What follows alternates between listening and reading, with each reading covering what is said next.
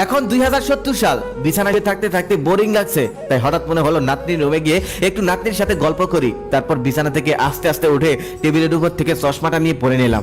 এখন আবার চশমা ছাড়া কিছুই চোখে দেখতে পারি না। তারপর বিছানার কোণ থেকে লাঠিটা নিয়ে আস্তে আস্তে নাতনির রুমে গেলাম। সেখানে গিয়ে দেখি নাতনি ল্যাপটপের মধ্যে যেন কি করতেছে। আমাকে দেখেই বললো, এসেছো দাদু, বসো, আমি টিউশনে যাব, রেডি হই। ও ল্যাপটপটা খোলা রেখে চলে গেল। আমি ল্যাপটপের সামনে গিয়ে বসলাম। বসেই দেখি ল্যাপটপের মধ্যে ফেসবুক নামক একটা অ্যাপ, যে অ্যাপটা আমাদের সময়ের মতো না। আমি মনে মনে ভাবলাম হয়তো অ্যাপটা আপডেট হয়ে গেছে, আর আফসোস করে বলতে লাগলাম, হায় রে, কত যুগ কেটে গেল, ফেসবুকে ঢোকা হয় না। অথচ একটা সময় এই ছেলেটা, না এই বুড়োটা, একটা সময় ফেসবুকের মধ্যে সারাটা দিন কাটাতাম, পোস্ট, চ্যাটিং, বন্ধু বান্ধব নিয়ে। তারপর মনে মনে ভাবলাম দেখি তো একটু ফেসবুকে ঢুকতে পারি কিনা। অনেক কষ্ট করে পাসওয়ার্ডটা মনে করলাম। তারপর ফেসবুকের ভিতরে ঢুকলাম। ঢুকেই দেখি 8000-এর উপর মেসেজ। চ্যাট লিস্টে অ্যাক্টিভ আছে মাত্র 12 জন, অথচ আমার ফ্যান লিস্টে 4000-এর উপর ফ্যান ছিল।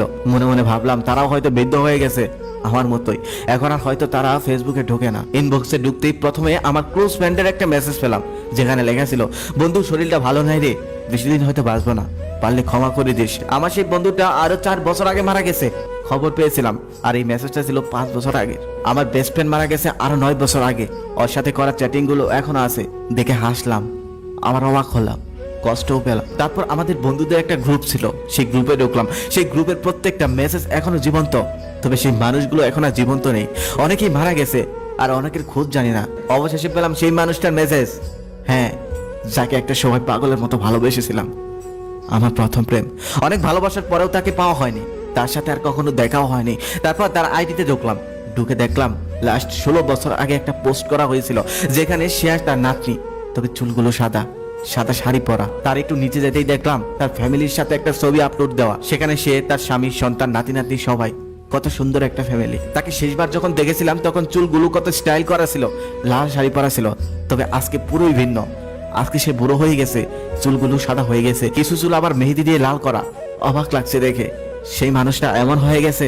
তারপর আমার ফোনের স্ক্রিনে তাকিয়ে দেখলাম আমিও তো বুড়ো হয়ে গেছি, আমিও তার আগের মতো নেই। চোখের কোণে দুপুরটা জল জ্বললো। আবার মনে হলো সে কেমন আছে, কোথায় আছে। তার একটু পরেই তার আইডিতে একটা টেক করা পোস্ট আমার চোখে পড়লো। সেখানে লেখা ছিল, এই দাদি আজকে বিকেল 4টায় মারা গিয়েছে, সবাই ওনার জন্য দোয়া করবেন, আল্লাহ যেন ওনাকে জান্নাত নসিব করেন। পোস্টটা ছিল 4 বছর আগে। তার মানে মানুষটা 4 বছর আগেই মারা গেছে।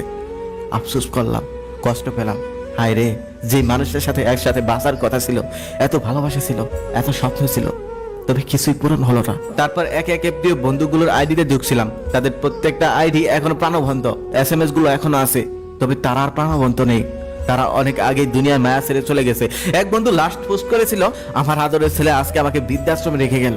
তারপর সে আর কোনো পোস্ট করেনি, বেঁচে আছে কিনা তাও জানি না। তারপর আমাদের কবি বন্ধুটার আইডিতে ঢুকলাম। সে লাস্ট 10 বছর আগে একটা পোস্ট করেছিল, লিখেছিল, বন্ধুরা সব কোথায়, অনেক মিস করি, তোদেরকে খুব দেখতে ইচ্ছে করে। তারপর ঢুকলাম সেই বন্ধুটার আইডিতে, যে বন্ধুটা মজার মজার জোক লিখে সবাইকে মাতিয়ে রাখতেন। তার পোস্টগুলো পড়ে আমি হাসলাম, আবার কাঁদলাম, কষ্ট পেলাম, দুঃখ পেলাম। ঠিক সেই সময় নাতনি এসে বলতেছে, দাদু ল্যাপটপটা দাও, আমি টিউশনে যাব। আমি তখন বললাম, টিউশনে যাবি, ল্যাপটপ নিয়ে যেতে হবে। তখন সে বলতেছে, তুমি জানো না আমরা ভার্চুয়াল ক্লাস করি, আমাদের ল্যাপটপই তো সব, ল্যাপটপ ছাড়া আমি পড়বো কিভাবে। তখন আমি বললাম, ও তোরা তো আবার ল্যাপটপ নিয়ে যাস, আমাদের সময় আমরা বই খাতা নিয়ে যেতাম। তখন সে হাসতে হাসতে বললো, লেখাপড়া করতে আবার বই খাতা লাগে নাকি, ওসব তো আমি জাদু করে দেখেছি, আর শুনেছি তোমাদের সময় নাকি বই খাতা কলম দিয়ে তোমরা লেখাপড়া করতে। তখন আমিও বললাম, আমরাও পড়েছিলাম, তোদের সময় তোরা ভার্চুয়াল ক্লাস করবি, খাতা কলমের আর দরকার হবে না। তখন সে হাসতে হাসতে বললো, আচ্ছা ঠিক আছে, টিউশন থেকে ফিরে আমি তোমাদের আদিকালের গল্প শুনবো।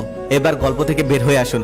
আজকে আমরা যারা আধুনিক 2070 সালে, তারাই কিন্তু আদিকালের মানুষ হয়ে যাব। তবে যখনই মারা যায়, মহান আল্লাহ তাআলা যেন আমাদের বৃদ্ধ হওয়ার আগেই দুনিয়া থেকে নিয়ে যায়, আমরা যেন ইমানের সাথে মৃত্যুবরণ করতে পারি। আর যদি বেঁচে থাকি, তাহলে এই ভিডিওটা আবারও কোনো একদিন দেখবো, তখন হয়তো সময়ের সাথে এই ভিডিওটা সুন্দর ম্যাচিং করবে।